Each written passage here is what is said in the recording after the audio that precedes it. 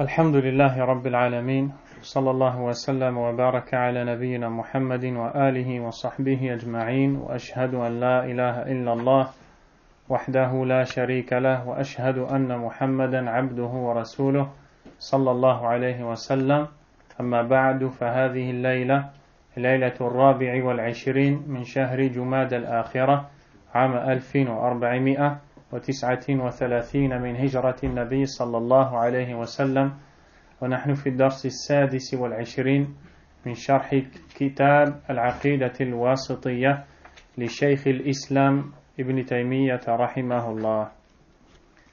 Nous sommes le 10 mars 2018 et nous entrons, Inch'Allah, dans le 26e cours de ce livre. Qu'Allah fasse miséricorde à son auteur. Lors du dernier cours, nous avons vu la parole de Cheikh al-Islam rahimahullah ta'ala concernant la position médiane occupée par les gens de la Sunna avec les autres sectes, avec les sectes plutôt, avec les groupes de l'islam. Tout comme nous avons dit que tout comme les gens de la Sunna sont de juste milieu, ou que les gens de la Sunna sont de juste milieu dans le cercle de l'islam, tout comme l'islam est de juste milieu par rapport aux autres religions, dont certaines ont exagéré pendant que d'autres ont fait preuve de laxisme. À l'intérieur de l'islam, certains ont exagéré et d'autres ont fait preuve de laxisme. Les gens de la Sunna sont les gens de juste milieu dans tous les points de vue et dans tous les sujets. Nous avons vu comme exemple qu'ils sont dans le juste milieu dans les noms et attributs d'Allah subhanahu wa ta'ala, entre ceux qui renient et ceux qui affirment en assimilant les noms et les attributs à Allah tabaraka ta'ala, à ceux d'Allah. D'un côté, il y a une extrême qui renie. De l'autre côté, il y a une deuxième extrême qui, elle, affirme tout en déclarant que ses attributs sont similaires à ceux d'Allah Azza wa Jal. Il y a ceux qui ont exagéré, ceux qui ont délaissé complètement. Les gens de la Sunna sont de juste milieu. Ils ne suivent ni les uns ni les autres. Que font-ils au contraire? Ils affirment ce qu'Allah subhanahu wa ta'ala s'est affirmé comme nom et attribut, tout en niant qu'il puisse y avoir une similitude ou ressemblance. Les gens de la Sunna sont de juste milieu par rapport aux autres groupes dans la croyance au destin. Il y a ceux qui ont complètement nié le fait qu'Allah tabaraka wa ta'ala ait prédestiné nos actions, nos paroles, cette parole que vous entendez de moi actuellement, d'après eux, c'est moi qui en suis le créateur, wal'iyadhu billah. Et ça c'est du kufr, sans le moindre doute, c'est de la mécréance. De l'autre côté, il y a ceux qui ont dit, nous affirmons qu'Allah a décrété, mais ils ont nié que l'homme puisse avoir le libre arbitre. Ils ont dit, nous sommes condamnés à suivre et nous n'avons pas le choix. En cela, nous sommes à l'image de la feuille qui tombe de l'arbre et qui est dirigée par le vent. C'est-à-dire que d'après eux, là, ce que vous entendez de moi, ce n'est pas de mon choix. Et vous qui êtes venus ici, n'êtes pas venus de votre choix. Mais subhanallah, hatta al-aql la yaqbalu. Même la raison, la personne doué de raison ne peut pas accepter ça. Et maintenant on va poursuivre dans ce registre. Ibn Taymiyyah rahimahullah ta'ala a continué et a dit وفي باب وعيد الله بين المرجئة والوعيدية من القدرية وغيرهم وفي باب أسماء الإيمان والدين بين الحرورية والمعتزلة وبين المرجئة والجهمية وفي باب أصحاب رسول الله sallallahu alayhi wa sallam bayna al-Rafida wal-Khawarij. Ainsi, l'auteur rahimahullah ta'ala nous dit dans le chapitre des menaces divines, c'est-à-dire dans la question des textes du Coran et de la Sunna traitant des menaces faites par Allah à ceux qui commettent de grands péchés. Il y a beaucoup de menaces. Allah ne le regarde pas, Allah ne lui parlera pas, que la malédiction d'Allah soit sur lui, celui qui fait telle et telle chose ne sentira pas l'odeur du paradis, celui qui fait telle et telle chose. Comment est-ce que l'on appelle ces textes? Nusus al-Wa'id, les textes de la menace. Les gens de la Sunna ont une croyance vis-à-vis de ces textes. Entre deux extrêmes encore.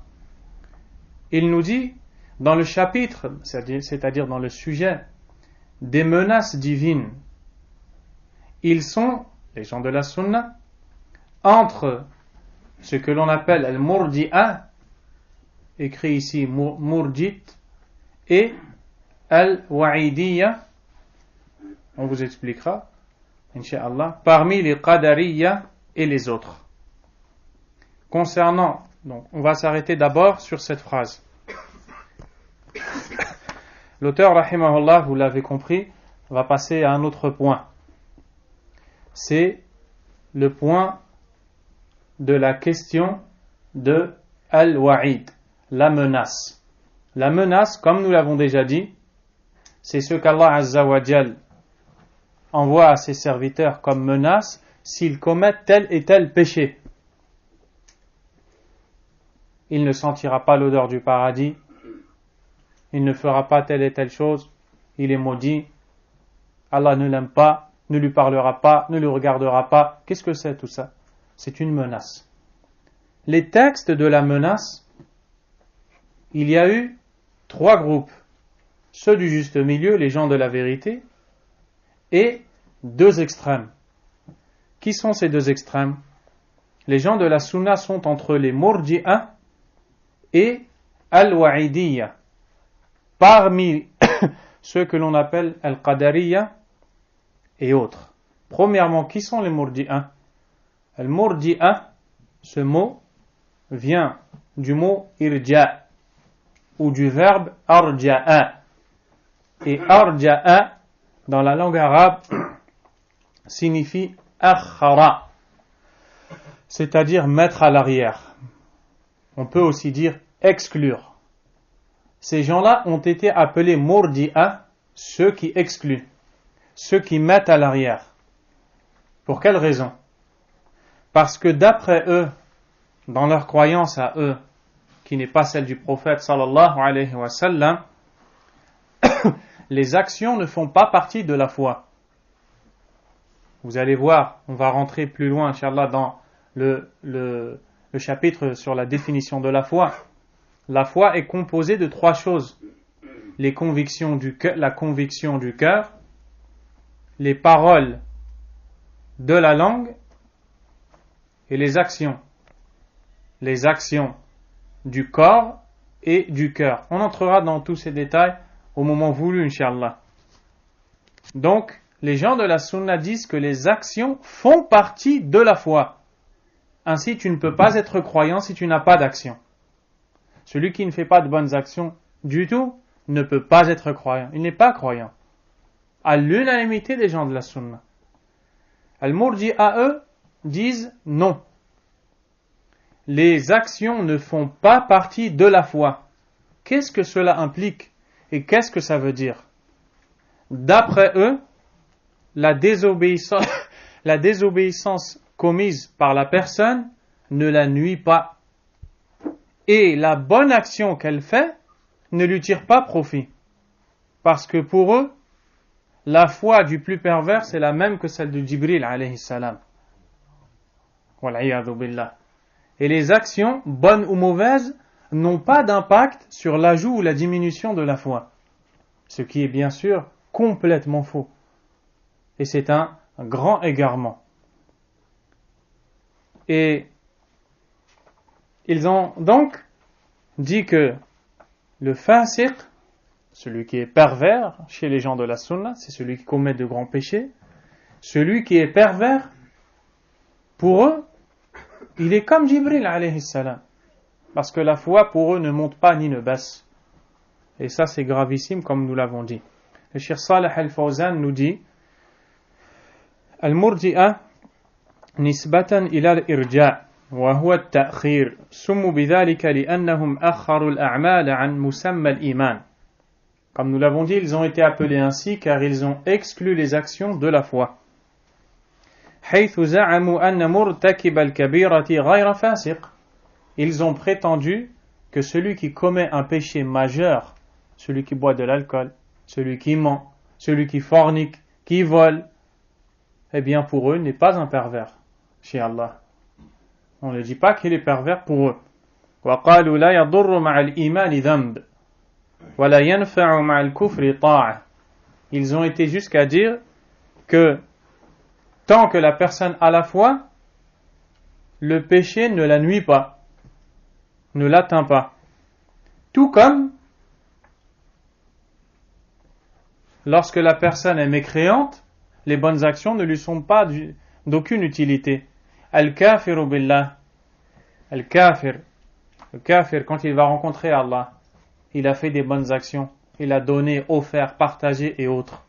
Est-ce que ces actions lui seront utiles le jour dernier? Non. Tant qu'il n'a pas dit la ilaha illallah et accompli ce qui en découle. Les actions ne sont pas valides s'il n'y a pas de tawhid. Eh bien pour eux c'est la même chose de l'autre côté.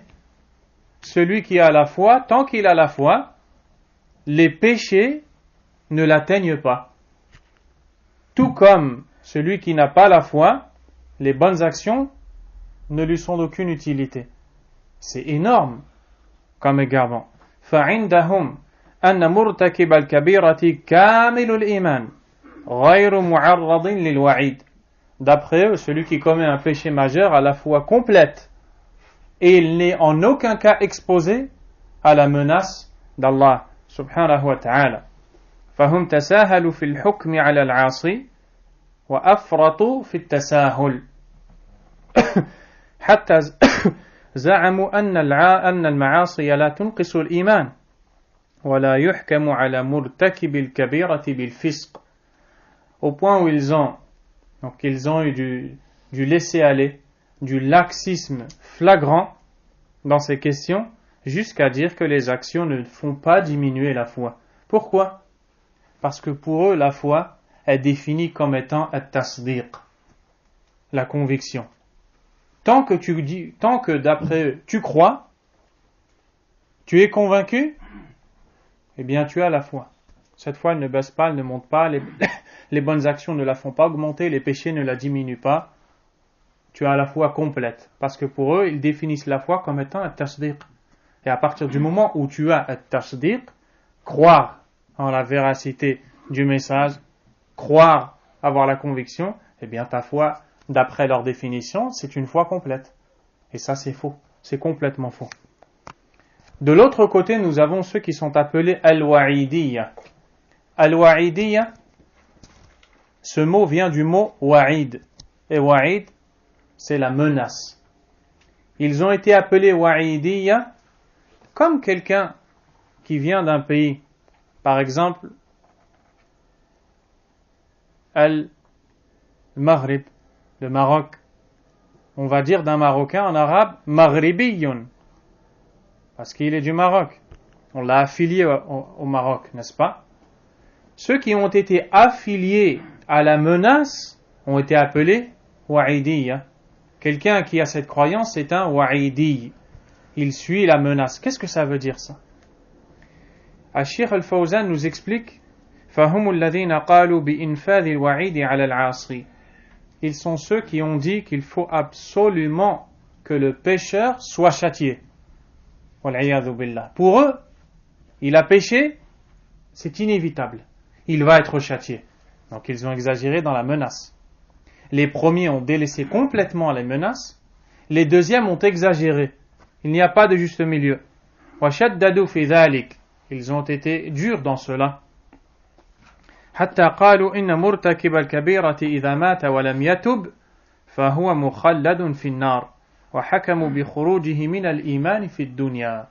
Ils ont été jusqu'à dire que celui qui commet un péché majeur duquel il ne se repent pas sera dans le feu éternellement et sortira de la foi. Il n'est pas croyant. Wal'iyadhu billah. Et les gens de la sunna sont dans le juste milieu. Qu'est-ce qu'ils disent?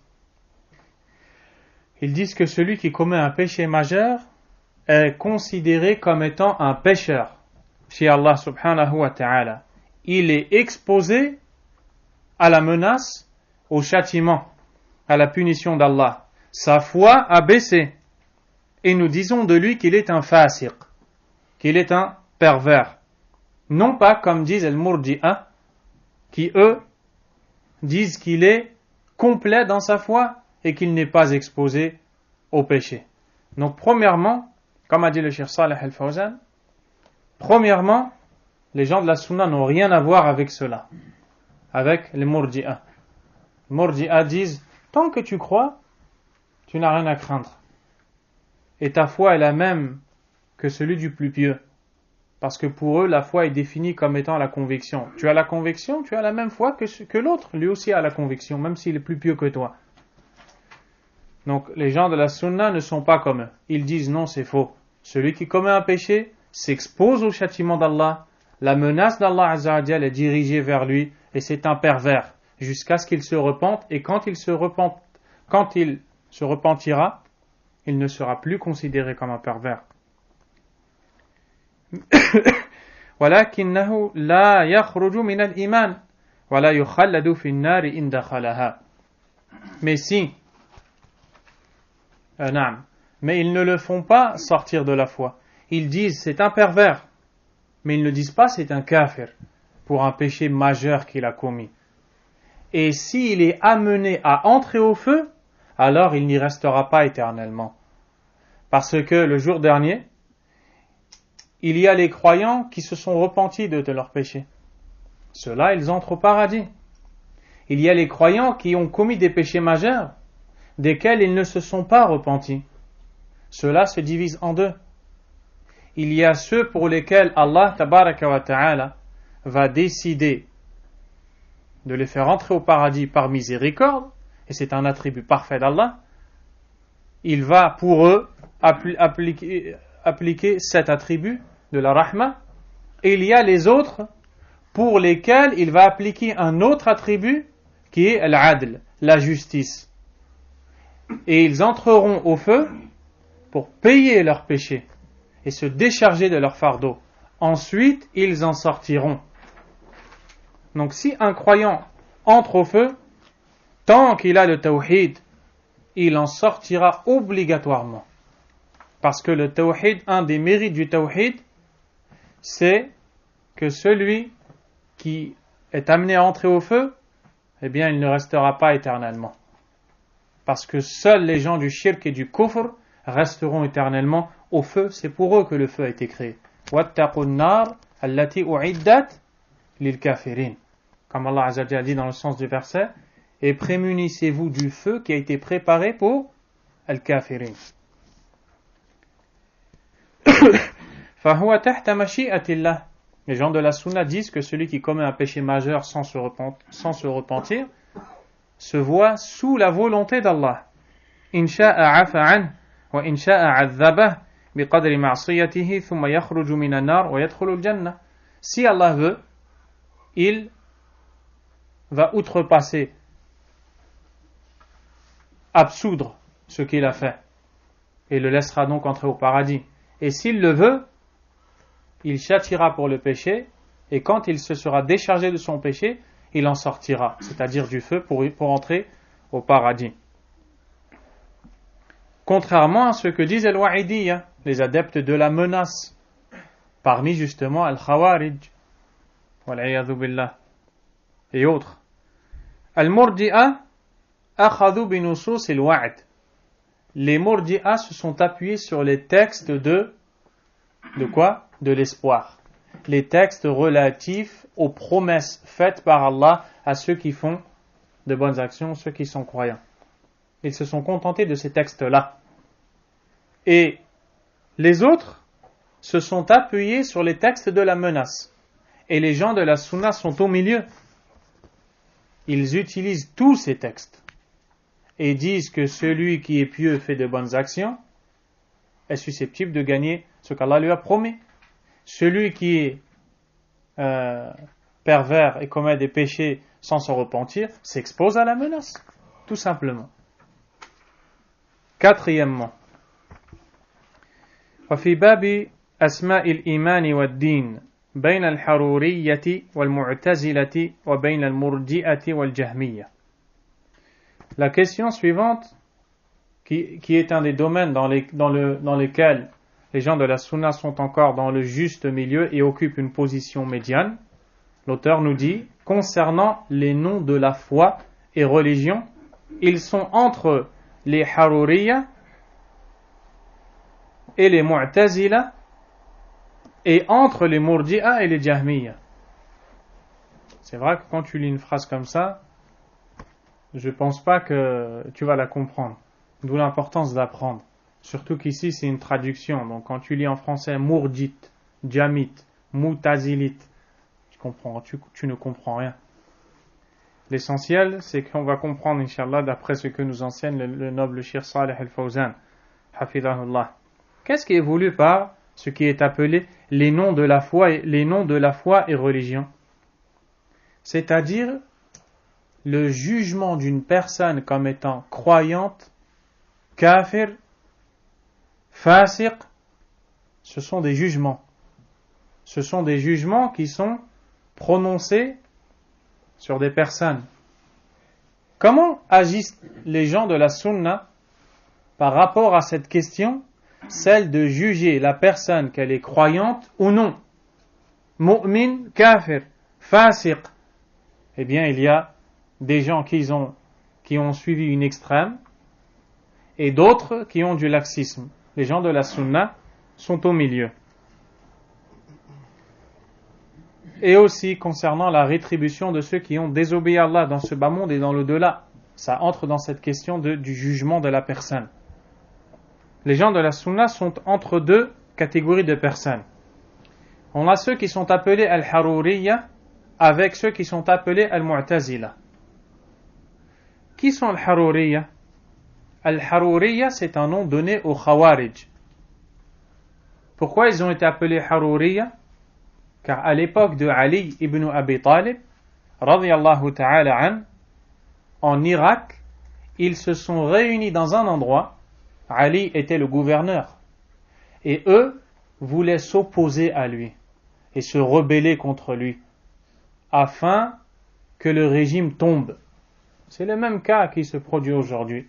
Ce sont les petits-enfants des Khawarij qui sont aujourd'hui en train de polluer la communauté musulmane et de permettre toute cette injustice qu'ils font au nom de l'islam alors qu'ils ne le font que au nom de Shaitan, comme a dit le Cheikh Abdul Muhsin al-Abbad, hafidahullah. Ils ont été appelés Haruriyya parce qu'ils se sont isolés de la société musulmane. Ils ont quitté les rangs de Ali ibn Abi Talib, radiyallahu anhu, et ont été dans un endroit appelé Harura. Donc les gens de cet endroit ont été appelés Haruriyya. Comme si tu allais t'isoler dans quelle ville on pourrait, n'importe quelle ville, et puis on te donne le nom de l'appartenance à la ville, Dunisien, etc. Et Abdullah ibn Abbas, radiyallahu ta'ala anhuma, a demandé à cette époque l'autorisation à Ali ibn Abi Talib, radiyallahu anhu, d'aller voir les Khawarij à Harura pour leur parler d'Allah et pour leur parler de la sunna. Peut-être sera-t-il la cause de leur repentir. Au début, Ali ibn Abi Talib, radiyallahu anhu, n'a pas voulu que Abdullah ibn Abbas s'y rende. Mais après insistance, il a autorisé à Abdullah ibn Abbas d'aller à Harura pour dialoguer avec eux. Il a porté les meilleurs vêtements. Et lorsqu'il est arrivé, il dit que il a entendu au loin des bourdonnements. Il s'est rapproché d'eux et il a vu qu'ils étaient tous en train de lire le Coran. Et ça, c'est comme le prophète a dit, alayhi salatu wassalam. Il a dit des Khawarij, vous mépriserez votre lecture du Coran devant la leur, vos adorations devant les leurs. C'est-à-dire qu'ils font beaucoup d'actions. Quand Abdullah ibn Abbas, radiyallahu anhu, un des plus grands savants du Coran, est arrivé, il les a tous vus avec un Coran. Ils avaient les signes de la dévotion, de l'adoration, ils faisaient beaucoup d'ibadah. Mais ça, chez Allah subhanahu wa ta'ala, si ce n'est pas dans la sunna, ça ne sert à rien. Pour cette raison, le prophète alayhi salatu wa salam a dit Yaqra'una al-Qur'an la yujawizu taraqiyahum. Ils réciteront le Coran, mais il ne dépassera pas leur clavicule. Dans le sens où cette lecture du Coran, il y a deux explications. Elle n'est pas élevée chez Allah. Elle n'est pas présentée à Allah. N'en veut pas parce qu'ils sont dans l'innovation. Deuxièmement, la tanfa'uhum al-qira'a لأنهم لا يفهمون المعاني الصحيحة. Cette lecture ne leur est d'aucune utilité car ils n'en comprennent pas les sens. Donc, ils ont été appelés Harura. Eux, il y a avec eux Al-Mu'tazila. Al-Mu'tazila, ce sont les suiveurs du dénommé Wasil ibn Ata. Wasil ibn Ata, qui à l'époque de Al-Hassan al-Basri, rahimahullah, qui est un grand tabi'i, parmi les imams de la sunna, ils étaient dans une assise à discuter d'une question dogmatique, une question de aqida qui est que va-t-il advenir de celui qui commet un péché majeur? Et les Mu'tazila ont pour croyance qu'il est dans le feu éternel, qu'il n'est pas croyant. Il n'est pas croyant, mais donc il est quoi? Kafir? Non, il n'est pas kafir. Ils ont inventé ce que l'on appelle manzilatun bayna al-manzilatayn. Il est dans un degré entre les deux degrés. Il est entre la foi et la mécréance. Vous l'avez perdu. On ne sait pas il est où. Dans l'islam, Allah Azza wa Jalla a dit Huwa alladhi khalaqakum, c'est celui qui vous a créé. Faminkum Mada? Qu'est-ce qui connaît le verset? Hein? Iqra. Faminkum mu'minun. Non. Faminhum kafirun wa minkum mu'min. Hada huwa. C'est lui qui vous a créé. Il y a parmi vous celui qui est mécréant, celui qui est croyant. Il n'y a pas un degré entre les deux, un degré intermédiaire. À cause de cela, il a quitté l'assise de Al-Hassan al-Basri et il a fait ce que l'on appelle al-i'tizal, l'isolement. Il s'est isolé de l'assise. On les a alors appelés ces gens-là al-mu'tazila, les isolants, ceux qui se sont isolés, c'est-à-dire en référence à cette histoire-là, où ils se sont isolés avec leur croyance, de la croyance des gens de la sunna. Donc, al-Khawarij, al-Mu'tazila, les Khawarij et les Mu'tazila, les Haruriya et les Mu'tazila s'accordent pour dire que il sera le pécheur majeur éternellement dans le feu. Ensuite, ils ne s'accordent plus sur le reste, car les Khawarij disent que c'est un kafir, et les Mu'tazila disent qu'il est entre les deux degrés. Ça, c'est le côté de ceux qui ont exagéré. Le Cheikh Saleh Al-Fawzan, hafidhahullah ta'ala, nous décrit ce que je viens de vous résumer. Quant aux gens de la sunna, wa ahlus sunnati wal jama'a, tawassatu bayna al-firqatayn. Les gens de la sunna occupent une position médiane entre ces deux groupes. Que disent-ils? Celui qui désobéit à Allah Azza wa Jal ne sort pas de l'islam à cause de ce péché. Ce n'est pas parce qu'il a consommé un produit illicite, une boisson enivrante, une drogue, autre, qu'il quitte l'islam. Ce n'est pas parce qu'il ment qu'il quitte l'islam. Non, c'est un égarement de dire ça. Et aussi, ils disent qu'il est sous la volonté d'Allah. Subhanahu wa ta'ala, s'il ne s'est pas repenti de son péché, soit Allah le châtie par justice puis il le fait entrer au paradis lorsqu'il se sera déchargé de son fardeau, soit Allah Azza wa Jal lui fait miséricorde et le fait entrer au paradis. Et il ne restera pas éternellement dans le feu s'il est amené à y entrer, comme le disent les Khawarij et les Mu'tazila. Avez-vous compris dans quoi est-ce qu'ils sont d'accord? Ils sont d'accord dans l'éternité au feu, les Khawarij et les Mu'tazila. Puis, ils se séparent. Est-ce qu'il est croyant ou non? Les Mu'tazila disent non. Mais on ne dit pas non plus qu'il est croyant. Les Khawarij disent c'est un kafir. Il n'est pas croyant du tout. Les gens de la Sunna disent aussi wal ma'asi tunqisu al-iman. Les péchés font baisser la foi.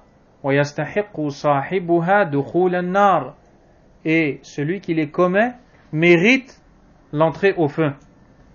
Vous entendez? Les gens de la Sunna utilisent des termes précis. Ils ne disent pas il va entrer au feu. Ils disent il mérite le feu. Ça c'est très important. C'est-à-dire que son péché lui fait mériter une rétribution. Mais il peut être pardonné. Vous avez compris? On ne dit pas il va entrer au feu. Et quand tu vois des textes de menaces, sache qu'ils veulent dire il mérite. Sauf que quand tu t'adresses aux awam al-muslimin, à la masse des gens, comme l'a dit l'imam Ahmad rahimahullah dans son livre Usul al-Sunnah, qu'Allah nous a facilité d'enseigner, walhamdulillah, à ce moment-là, tu laisses le hadith comme il est, dans son sens. Celui qui fait telle chose entre au feu. Celui qui fait telle chose entre au feu. Mais lors de l'étude scientifique de la question, tu t'aperçois que ce qui est voulu, c'est que celui qui fait telle chose mérite, risque, est menacé d'entrer au feu. Mais il y a des autres paramètres à prendre en compte. C'est pour ça que celui qui ne comprend pas, il prend le hadith, il le lit, il sort, il fait des dégâts. Il dit, j'ai la preuve, j'ai le dalil, j'ai le verset, j'ai le hadith. Je ne sais même pas ce que veut dire le mot dalil. Wallahu musta'an. Donc ça c'est très important mes frères, retenez-le. Illa an ya'fu Allahu an. Il mérite le feu, sauf si Allah lui pardonne ou l'absout. Amurtakibul kabira yakunu fasiqan naqis al-iman. Celui qui commet un péché majeur est un pervers à la foi qui a baissé. Non pas comme le disent al-murji'ah. Un autre point montrant que les gens de la Sunna occupent une position médiane. Ashab Rasulillahi sallallahu alayhi wa sallam bayna al-Rafida wal-Khawarij. Ils occupent une position médiane dans la croyance que nous devons avoir vis-à-vis des compagnons. Lorsque tu étudies l'Aqidah, la croyance islamique, tu apprends qu'un des sujets, un des domaines, un des chapitres de la croyance, c'est la croyance du musulman, la conviction du musulman vis-à-vis des compagnons du prophète sallallahu alayhi wa sallam. Qu'est-ce que veut dire un compagnon tout d'abord, avant d'entrer dans le détail de la croyance?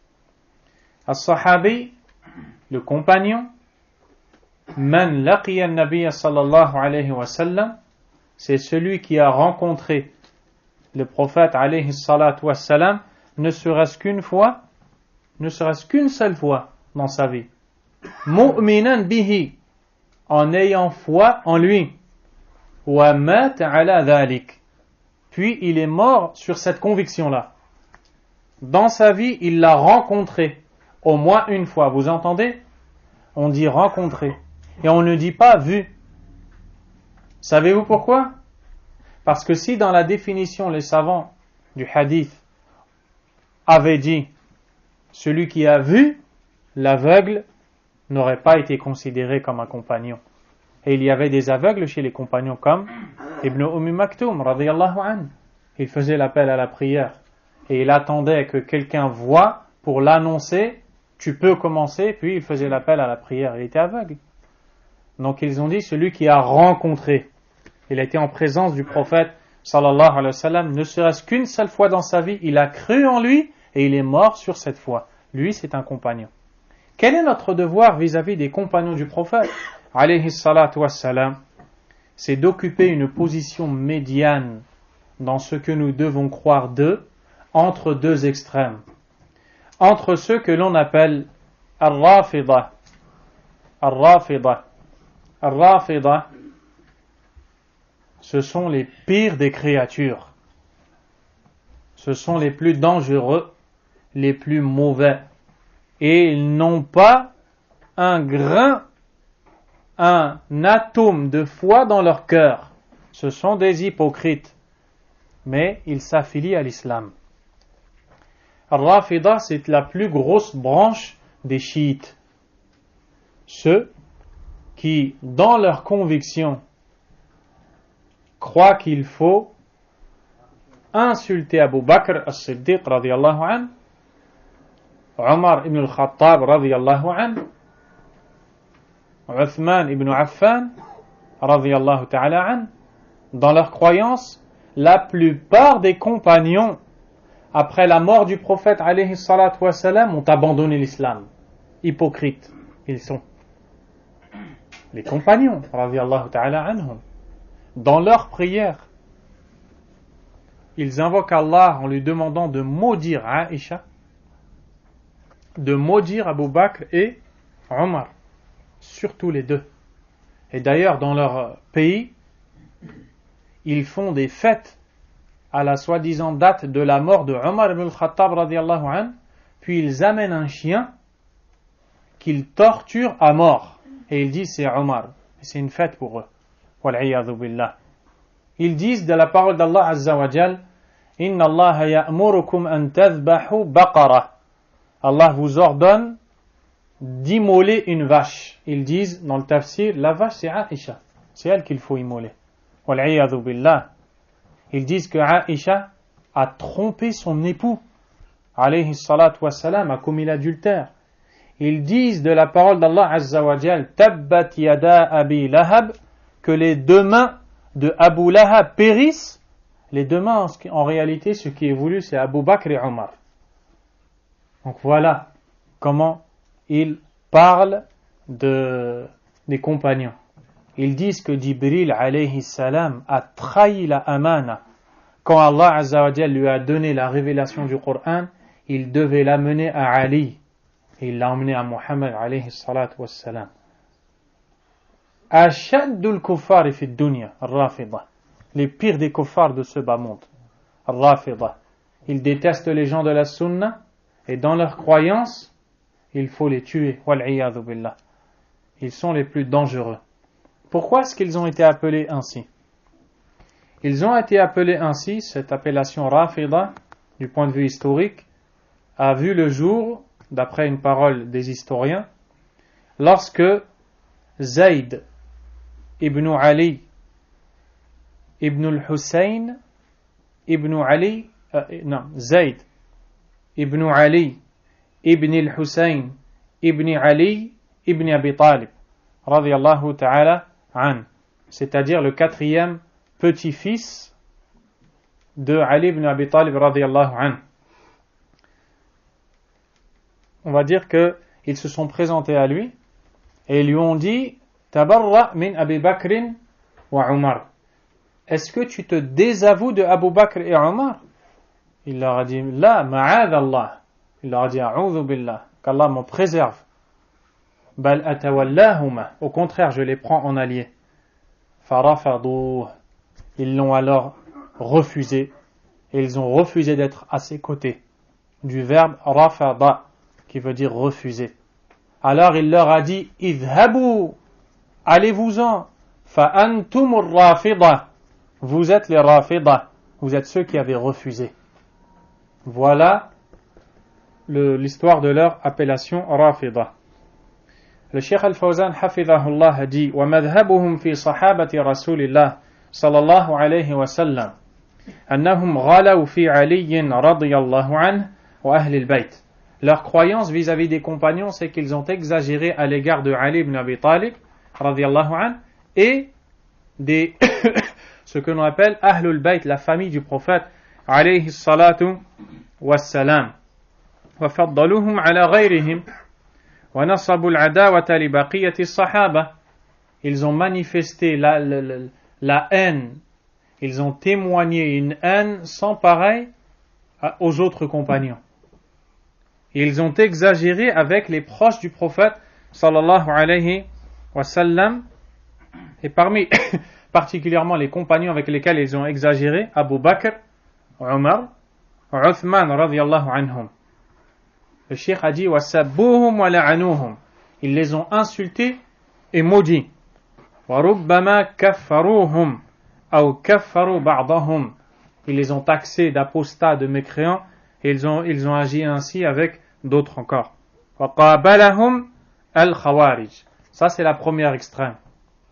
La deuxième extrême par rapport aux compagnons, ce sont al-Khawarij. Donc vous avez vu le Khawarij, tous les égarements qu'ils ont. Premièrement, dans les textes de la menace, ils sont égarés. Deuxièmement, ici, dans la croyance vis-à-vis des compagnons, qu'est-ce qu'ils disent? فَكَفَّرُوا عَلِيًّا رَضِيَ اللَّهُ عَنْهُ وَكَفَّرُوا مَعَهُ كَثِيرًا مِنَ الصَّحَابَةِ. Ils ont taxé de mécréants Ali ibn Abi Talib radiyallahu anhu et beaucoup aussi de compagnons. وَقَاتَلُوهُمْ. Ils les ont combattus à l'épée. وَاسْتَحَلُّوا دِمَاءَهُمْ وَأَمْوَالَهُمْ. Et ont déclaré licite leurs biens et leur sang. De qui on parle? Sahaba, des compagnons du prophète sallallahu alayhi wa sallam. Et ce sont eux qui ont assassiné Uthman ibn Affan radiyallahu ta'ala anhu wal'iyadhu billah. Ils ont escaladé le mur, ils sont venus d'Égypte où ils ont comploté contre lui. Puis ils ont réussi à réunir des gens, à former un groupe, et ils se sont dirigés jusqu'à Médine où ils ont escaladé le mur et ils l'ont assassiné radiyallahu ta'ala an. Et juste avant de mourir, il leur a dit: je suis Uthman ibn Affan, celui qui a accompagné le prophète alayhi salatu wassalam. Il a parlé de lui, ils lui ont dit: menteur, tu es un kafir, ils l'ont tué. Wal'iyadhu billah. Et ces gens-là auront le péché de tous les khawarij de cette époque, qui salissent l'image de l'islam. Parmi ceux qui sont contemporains, Daesh, Al-Qaïda, et tous ceux qui les suivent, même indirectement, l'Ikhwan al-Muslimoun, Khawarij. Les frères musulmans sont des Khawarij. Ne vous faites pas avoir. Ce sont des Khawarij en cravate et en costume.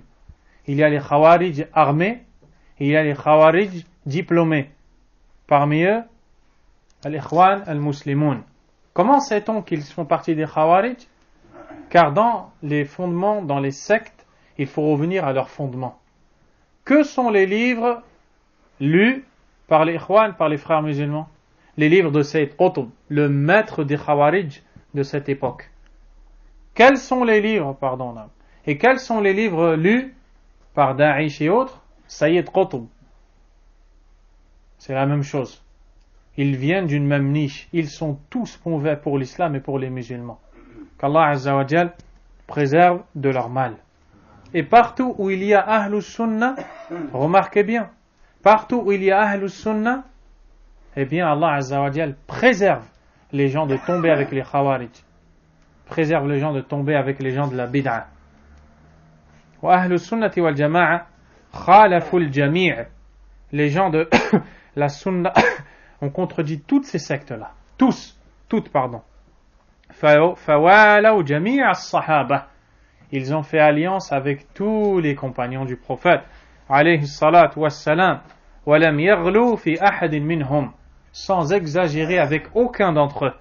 Wa'tarafu bi fadli jami' as-sahaba. Ils ont reconnu le mérite de l'ensemble des compagnons. Wa annahum afdalu hadhihi al-ummati ba'da nabiyha. Ils ont reconnu qu'ils sont la meilleure des communautés après son prophète sallallahu alayhi wa sallam. Et Cheikh Al-Fawzan nous explique qu'il y a un autre chapitre là qui va arriver inshallah, et là on aura l'occasion de voir plus de détails.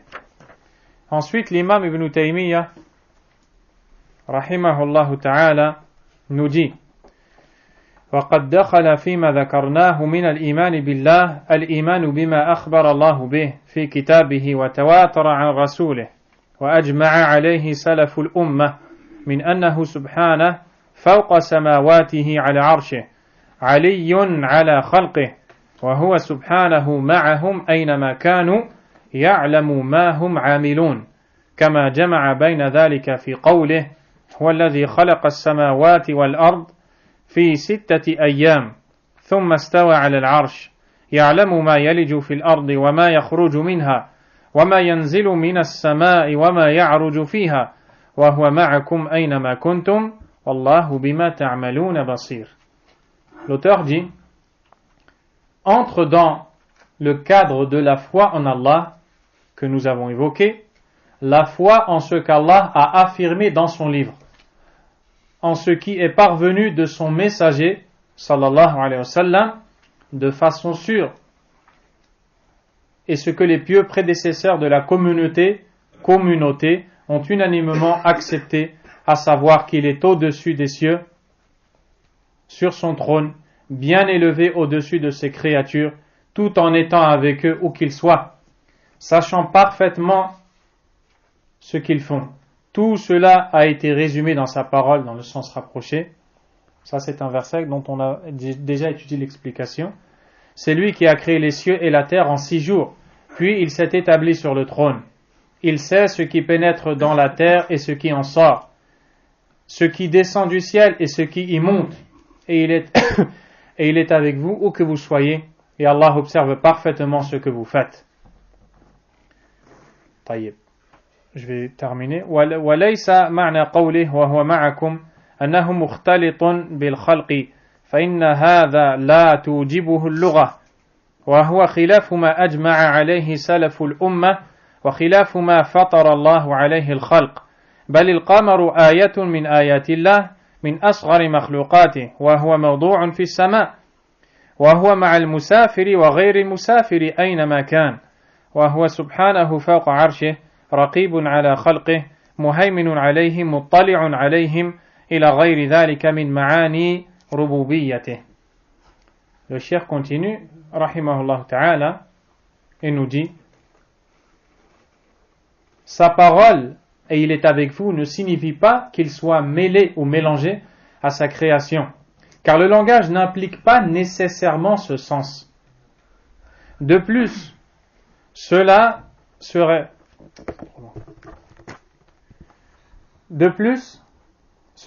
contraire au consensus des pieux prédécesseurs de la communauté et contraire à la saine nature originelle, la fitra, dont Allah a doté ses créatures. La lune est un des signes d'Allah et fait partie de ses créatures les plus petites. Elle est placée dans le ciel et pourtant elle est avec le voyageur et le résident où qu'il soit. Allah Azza wa Jal est au-dessus de son trône, attentif à ses créatures, les dominant par sa surveillance et sa protection, informé à leur sujet et autres qualités inhérentes à sa rububiyya. Donc dans ce sujet-là, le Cheikh Al-Fawzan, hafidhahullah, Ibn Taymiyyah, rahimahullah ta'ala, nous cite l'obligation de croire qu'Allah est élevé au-dessus de son trône. Il est élevé au-dessus de ses créatures tout en étant avec eux. Et ça, on l'a détaillé, n'est-ce pas? Vous vous en souvenez? Le Cheikh, il va apporter, rahimahullah, quelques détails. Et ainsi, le Cheikh Salih Al-Fawzan nous dit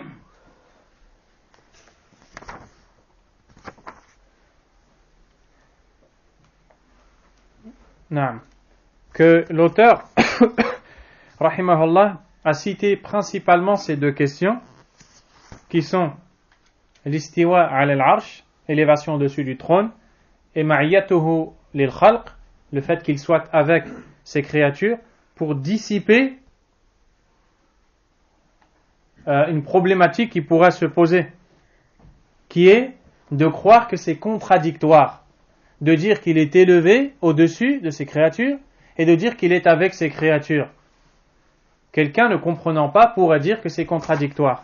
Eh bien justement, pour enlever cette conception erronée, Ibn Taymiyyah, rahimahullah, a cité ce point.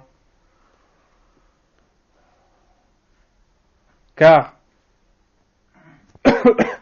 quelqu'un pourrait penser que cela est similaire aux attributs des créatures. Lorsque nous disons des créatures, un tel est avec moi. C'est-à-dire, il est avec moi dans l'endroit. Quand je dis, je parle d'un lieu. Je dis, il était avec moi à la mosquée. J'ai dit qu'il était avec moi, n'est-ce pas? Eh bien, quand je dis Allah est avec moi, subhanahu wa ta'ala, ça ne veut pas dire ça. Ça ne veut pas dire ce sens-là. Ça ne veut pas dire qu'Allah azza wa jal est mêlé à ses créatures, subhanahu wa ta'ala. Non. La réponse à cette ambiguïté se fait par plusieurs points. Le premier, du point de vue linguistique.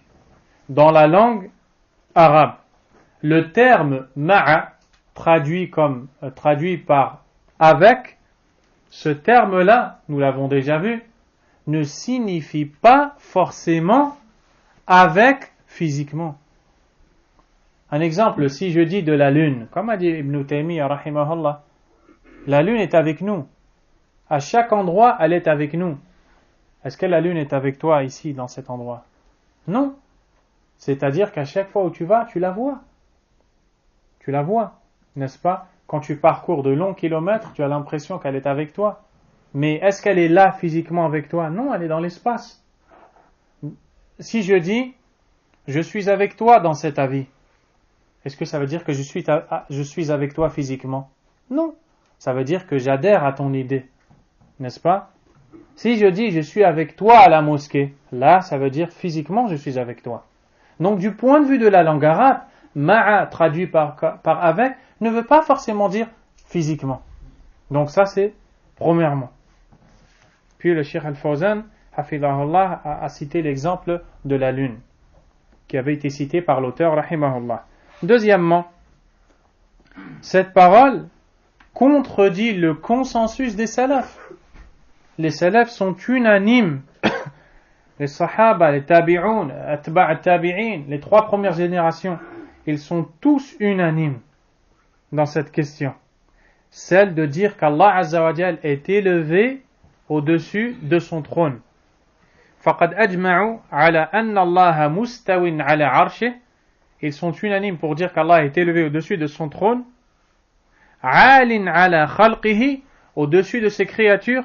بَائِنٌ مِنْهُمْ, c'est-à-dire distinct de ses créatures.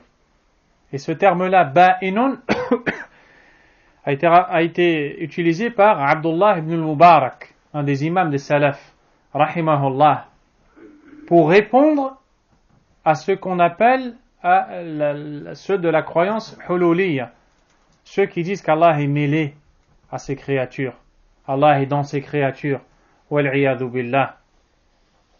Ibn al-Mubarak a dit ba'inun min khalqih, il est au-dessus de son trône, distinct de sa créature, c'est-à-dire il n'est pas mêlé à sa créature. Wa ajma'u ala annahu ma'a khalqihi bi'ilmihi subhanahu wa ta'ala. Ils sont unanimes pour dire qu'il est avec ses créatures de par son savoir, azza wa jal. Kama fassaru qawlahu ta'ala wa huwa ma'akum bidhalik. C'est ainsi qu'ils ont expliqué la parole wa huwa ma'akum, et il est avec vous. Troisièmement, cela ne concorde pas avec la nature saine, originelle de l'homme.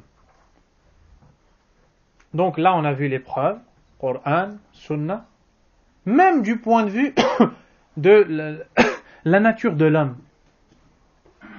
Même chez les polythéistes, ils disent remercie le ciel de nous avoir donné ce repas. Vrai ou faux? C'est du shirk cette parole. Mais le ciel, la notion de au-dessus toujours. Même chez les polythéistes, il y a une notion de au-dessus. Et l'enfant, quand il est né, je me souviens d'un enfant à qui on n'avait pas appris qu'Allah Azza wa Jal est au-dessus. Je lui demande, où est celui qui t'a créé? Il me dit au-dessus. Comment le sais-tu? Il m'a fait, il a bougé ses épaules pour me dire, je ne sais pas. Ça, qu'est-ce que ça veut dire? Ça veut dire, c'est la fitra qui dit ça. C'est la nature saine. Pourquoi tu me poses cette question? Tout comme quand je respire, je ne me rends pas compte. Je respire, c'est tout. L'être humain respire. Pareil, Allah est en haut, subhanahu wa ta'ala, la fitra le prouve. Comme le dit le Cheikh Saleh Al-Fawzan, hafidahullah ta'ala. Pour cela, l'homme, la créature, quand elle a besoin de demander, elle se lève. C'est pour cette raison que, comme l'a dit l'imam, le Cheikh Mohammed Aman, rahimahullah, un des salafs a eu une discussion, il a dialogué avec quelqu'un qui refuse de dire qu'Allah est au-dessus. Et alors, il lui a dit, je vais te poser juste une seule question. Je voudrais que tu m'y répondes. Pose-moi ta question, lui a-t-il répondu. Et le dernier, de répondre et de dire, explique-moi pourquoi on ressent le besoin de lever nos mains pour faire dua. Vous savez ce qu'il a dit? Hayyarani. Il m'a laissé perplexe. Et cette question-là l'a dérangé pendant de longues années. Parce qu'il n'a pas réussi à répondre à une question aussi simple que ça. Pourquoi tu éprouves le besoin? C'est naturel, c'est automatique. Tu lèves. Pourquoi? Parce que le cœur, il est créé comme ça. Le cœur, il sait qu'Allah, il est au-dessus. Subhanahu wa ta'ala. Na'am wa ta'ala. Et c'est ce que ça veut dire, wa ta'ala? Il est au-dessus. Élevé soit-il. Quatrièmement, al-wajh al-rabi'. Ça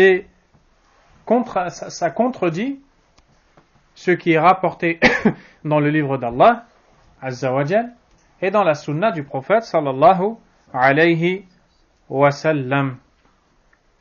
Walillahi alhamd.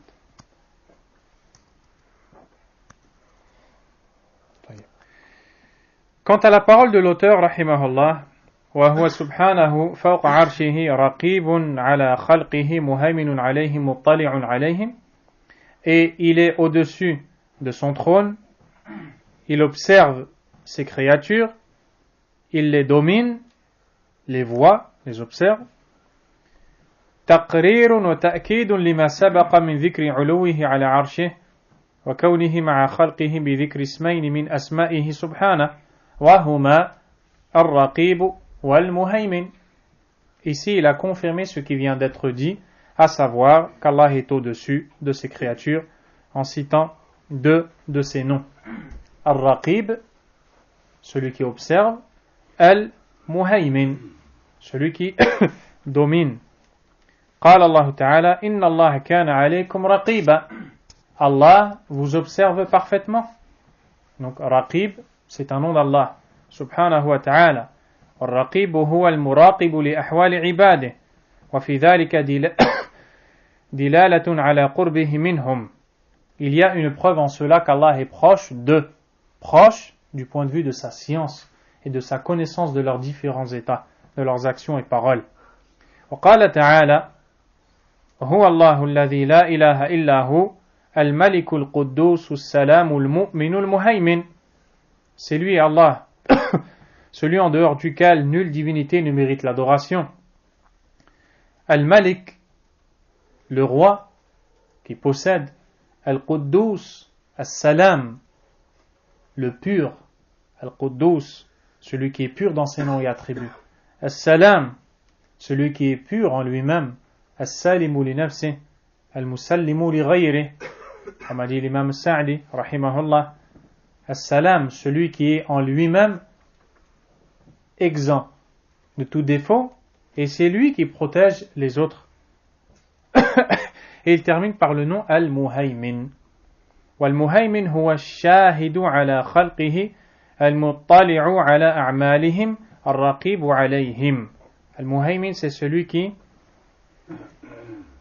observe parfaitement ses créatures, il connaît parfaitement leurs faits et gestes, leur situation. إلى غير ذلك من معاني ربوبيته, et autres encore sens relatifs à sa rububiyya, à sa seigneurie subhanahu wa ta'ala. أي أن مقتضى ربوبيته سبحانه أن يكون فوق خلقه بذاته, c'est-à-dire que sa seigneurie implique qu'il soit au-dessus de ses créatures par son essence en lui-même, subhanahu wa ta'ala, bidhatihi, wa yattali'u ala a'malihim, wa yakuna qariban minhum bi'ilmihi wa ihatatihi, yusarrifu shu'unahum wa yuhsi a'malahum wa yujazihim alayha. Il observe ses serviteurs, subhanahu wa ta'ala, il gère leurs affaires, Azza wa Jal, il dirige leurs affaires et il compte leurs actions, subhanahu wa ta'ala, puis il les rétribue. Wallahu ta'ala a'lam, sallallahu wa sallam wa baraka ala nabiyyina Muhammad wa alihi wa sahbihi ajma'in, subhanakallahumma wa bihamdik, ashhadu an la ilaha illa ant, astaghfiruka wa atubu ilayk.